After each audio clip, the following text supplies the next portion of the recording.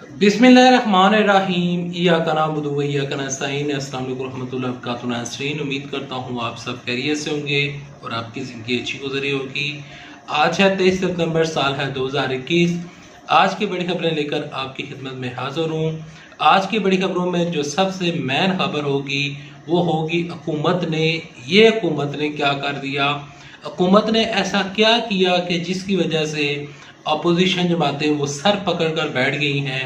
Opposition जमातें क्या कहती हैं, इलेक्शन कमीशन क्या कहता है, वज़ीर-ए-आज़म इमरान साहब का क्या बड़ा फैसला है, तमाम तर चीज़ें आपके साथ वीडियो में डिस्कस की जाएंगी। लेकिन डिस्कस करने से पहले, आगे बढ़ने से पहले आप सबसे एक छोटी सी रिक्वेस्ट है कि अगर आपको ये वीडियो अच्छी लगती है तो इस वीडियो को लाइक कीजिएगा, चैनल सब्सक्राइब कीजिएगा, साथ लगे नोटिफिकेशन बेल दबाइएगा ताकि जो आने वाले वीडियोस हैं आप उनको मिस न कर सकें। सबसे पहले इलेक्शन कमीशन की बात करते हैं, क्योंकि इलेक्शन कमीशन एक ऐसा दायरा है और इलेक्शन एक ऐसा जरिया है कि जिसकी वजह से आप अपना आने वाला मुस्तकबिल का जो लीडर है वो चुनते हैं।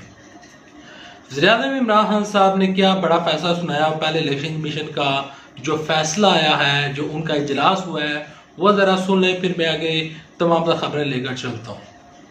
सबसे पहले खबर शामिल करते हैं कि इलेक्शन कमीशन इलेक्ट्रॉनिक वोटिंग मशीनों के हक में, लेकिन किस सूरत में, आपके साथ विकल्प तौर पर खबर शामिल करता हूँ कि आइंदा आम इंतखाबात की तैयारी से मुतल्लिक इलेक्शन कमीशन ऑफ पाकिस्तान का इजलास हुआ, जिसमें इलेक्शन कमीशन के मेंबरान, सेक्रेटरी इलेक्शन कमीशन और स्पेशल सेक्रेटरी समेत तमाम विंग्स के हुकाम ने शिरकत की। इजलास के दौरान इलेक्शन कमीशन ने मुतल्लिका काम को आइंदा इंतखाबात के लिए गलतियों से पाक इलेक्ट्रॉनिक वोटिंग मशीन EVM तैयार करने की हिदायत कर दी। इजलास के शुरा को बताया गया कि हुकूमत की जानब से ताहाल EVM से मुतल्लिक मांगी गई चीज़ें फराहम नहीं की गई। इलेक्शन कमीशन ने वोटरों की फहरिस्तों की डोर टू डोर तस्दीकी मुहिम शुरू करने और हर मंगल को आम इंतखाबात की तैयारियों का जायजा और इसका इजलास बनाने का फैसला किया है। इसके अलावा इलेक्शन कमीशन ने टेक्निकल कमेटी को आइंदा आम इंतखाबात के लिए नादरा से मिलकर 2018 के आम इंतखाबात में RTS और IMS में आने वाली खामियों को दूर करने की हिदायत भी की है। इलेक्शन कमीशन ने गलतियों से पाक इलेक्ट्रॉनिक वोटिंग मशीन तैयार करने की हिदायत जारी करते हुए कहा कि गलती और खामी से पाक टेक्नोलॉजी के इस्तेमाल के हक में है। टेक्निकल कमेटी EVM पर जायजा और तमाम तर चीज़ें जो है वो जल्द मुकम्मल करे। याद रहे, इससे कबल इलेक्शन कमीशन की जानब से EVM पर 37 एतराज़ात उठाए गए थे। ECP का पार्लिमानी कमेटी का मौक़िफ़ था कि मशीन से छेड़छाड़ की जा सकती है, इसका सॉफ्टवेयर तब्दील किया जा सकता है। EVM की बड़े पैमाने की खरीदारी और तैनाती का ऑपरेटर्स के बाद तादाद को की ट्रेनिंग देने का वक्त बहुत कम है। एक वक्त में मुल्क में EVM मुतारफ कराना मुनासिब नहीं है। इलेक्शन कमीशन ने कमेटी में जमा कराएगी अपनी रिपोर्ट में मजीद कहा कि बैलेट की राजदारी, हर सतह सलाहियत का फुकदान और सिक्योरिटी को यकीनी बनाने और मशीनों को ब्रेक और ट्रांसपोर्टेशन के दौरान संभालने का मामला भी शामिल है। ये भी बताया गया है कि इंतखाबी तनाज़े की सूरत में हर कोई सबूत दस्तयाब नहीं होगा। बैलेट पेपर में तब्दीली के हवाले से आखिरी लम्हात में अदालती कमात की वजह से डेटा ऑर्गेनाइजेशन और कन्फिगरेशन के मसाइल पैदा हो सकते हैं।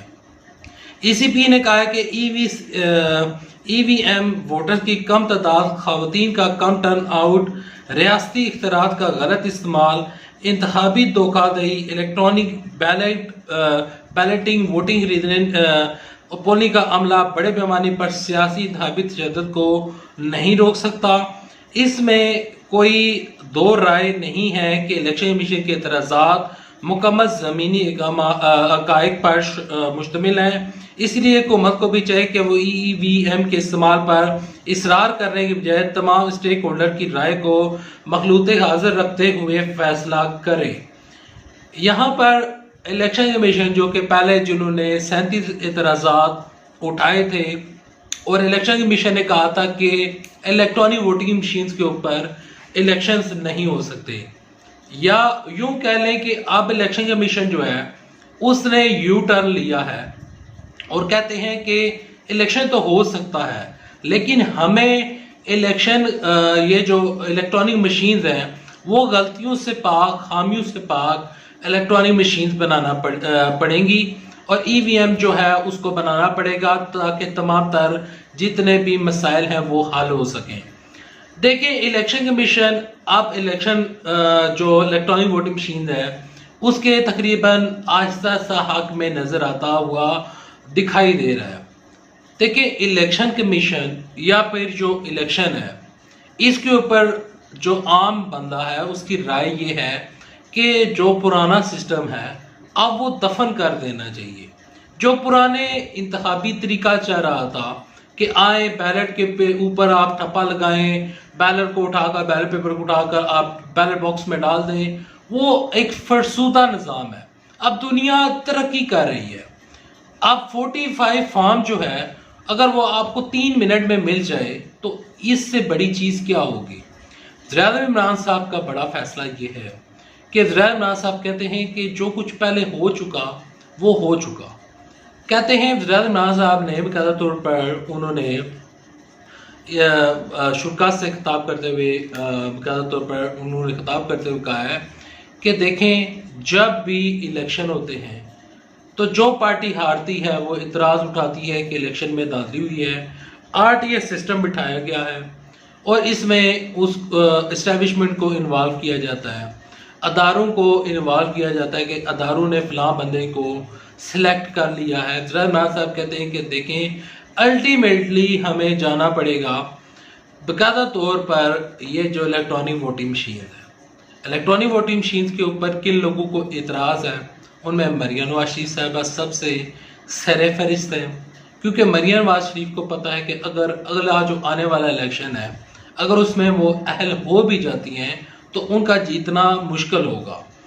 तो वो ये सोचती हैं और उनके जहन में ख्याल ये है कि अगर वो पाकिस्तान की वज़ीर-ए-आज़म नहीं बन सकती तो कम से कम वो एक MNA की सीट तो जीते ना। तो वो उसी सूरत में मुमकिन होगा कि इलेक्शन जो है वो पुराने तरीक़ेकार से कराए जाए, क्योंकि मेरा ये इंकशाफ नहीं है। एतजाज़ साहब ने बताया था कि 20 से 30 हज़ार इनके जाली वोट्स हर हल्के में मौजूद हैं, तो इस वजह से मैं आपको बता रहा हूँ। यहाँ पर नवाज शरीफ के लिए बुरी खबर है कि नवाज शरीफ अगर इलेक्ट्रॉनिक वोटिंग मशीन के ऊपर इलेक्शन हो जाते हैं तो जो नवाज शरीफ है उनका इलेक्शन जीतना मुश्किल ही नहीं नामुमकिन हो जाता है। यहाँ पर जो शहबाज शरीफ हैं वो भी कहते हैं और इनकी पार्टी जो है वो कहती है कि इलेक्ट्रॉनिक वोटिंग मशीन जो है वो इलेक्ट्रिकल तरीके के साथ धांधली करने का एक नया मंसूबा ज़ुरैर इमरान साहब ने बनाया है और ये तमाम तर चीज़ें करने जा रहे हैं। बिलावल भुट्टो ज़रदारी की बात करते हैं। आज की बड़ी खबरों में से सबसे बड़ी खबर ये शामिल करता हूँ कि बिलावल भुट्टो ज़रदारी ने कराची में जो इमरान साहब हैं उन्होंने ग्रीन बसेस का बाकायदा तौर पर इफ्तिताह किया। असद उमर ने भी वो इफ्तिताह किया था, उसके ऊपर मैंने एक तफसीली वीडियो बनाई थी, यकीनन आपने वो देखी होगी। अच्छा, जो बिलावल भुट्टो ज़रदारी हैं उनकी जानब से एक नया इतराज़ आया है, सिंध गवर्नमेंट की जानब से एक नया इतराज़ सामने आया। वो कहते हैं कि इमरान खान साहब कहते हैं कि 80 बसें हमने कराची में दी हैं, हालांकि 40 बसें इमरान खान साहब ने दी हैं। मुझे ये समझ नहीं लगता कि ये सिंध गवर्नमेंट जो है वो लोगों को बेवकूफ़ बनाने की कोशिश कर रही है या फिर वो खबरें और जो तमाम चीज़ें हैं वो पढ़ते नहीं हैं। इमरान खान साहब ने क्या किया था, हुकूमत ने क्या किया था और हुकूमत ने क्या किया है वो मैं आगे चल कर बताऊँगा। ये जो इमरान खान साहब हैं, इमरान साहब की गवर्नमेंट और असद उमर का अगर आप ट्वीट पढ़ें तो उसमें उन्होंने बाकायदा तौर पर लिखा था कि अभी 40 बसें आई हैं, 40 बसें मजीद 2 माह तक पहुंचाएंगी। तो उन्होंने ये नहीं कहा था कि 80 बसें आ गई हैं, 40 बाद में आएंगी। बिलावल भुट्टो ज़रदारी लोगों को बेवकूफ़ बनाने की कोशिश कर रहे हैं। हुकूमत ने क्या किया, देखिए हुकूमत इलेक्ट्रॉनिक वोटिंग मशीन से पीछे नहीं हट रही है। हुकूमत कराची में तमाम तर जितने भी उनके पास इख्तियारात हैं, जो कुछ वो कर सकते हैं वो कर रहे हैं। हुकूमत पंजाब को अपना मजबूत किला बनाने के ऊपर लगी हुई है। हुकूमत ना सिर्फ पंजाब में बल्कि सिंध में भी अपने फतह के जो झंडे हैं वो गाड़ने के ऊपर लगे हुए हैं। हुकूमत जो है वो चाहती है कि नेक्स्ट उनको 2/3 अक्सरियत मिल जाए। हुकूमत ये चाहती है कि जो आम आदमी है उसको रिलीफ मिले। हुकूमत ये चाहती है कि आम आदमी को सब्सिडी दी जाए, हर आदमी को आटा चीनी दालें जो हैं वो जो बेहतरीन सहूलतें हैं और जो रोज़मर्रा की चीज़ें हैं वो उनको बआसानी दस्तयाब हों। देखें कुछ माफियाज मौजूद हैं। इमरान खान साहब ने कहा था इन माफियाज का सर कुचलने की ज़रूरत है और ये तब ही मुमकिन होगा कि अगर मुझे 2/3 अक्सरियत मिल जाए, क्योंकि रोड़े अटकाने में भी जो हैं वो बहुत ज़्यादा हैं और ये जो जमातें हैं जब भी कुछ चीज़ें होती हैं तो उसके ऊपर ये मिलकर साथ बैठने के लिए तैयार नहीं होती हैं। तो इस वजह से कई बिल जो हैं वो अल्तवा का शिकार हैं और वो बिल पेंडिंग में पड़े हुए हैं और वो बिल भी पासिस नहीं हो रहे। खैर अभी तक लेते हैं, नेक्स्ट वीडियो तक लीजिए इजाज़त। अगर आपको ये वीडियो ये खबरें पसंद है तो वीडियो को लाइक कीजिएगा, चैनल सब्सक्राइब कीजिएगा। अल्लाह हाफिज़। पाकिस्तान जिंदाबाद, पाकिस्तान फौज जिंदाबाद।